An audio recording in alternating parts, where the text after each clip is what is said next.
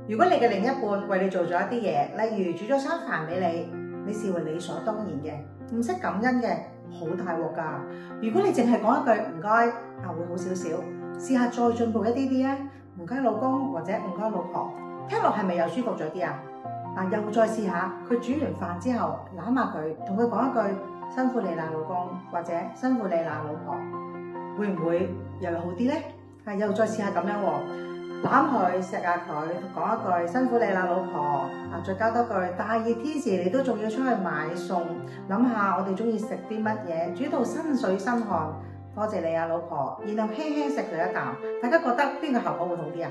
如果你係做到後者，我相信為你煮飯嘅人，佢會好甘願日日都為你繼續煮飯。呢個只係一個比喻。嘗試每一日啦，諗一諗有啲咩人為你付出過，運用翻剛才嘅技巧，講出對方付出過嘅過程，並且感恩佢，講句多謝佢，你嘅生活將會不一樣。今日嘅分享係咁多先，記得訂閱我嘅頻道同埋 like 我嘅影片喎，下一集見。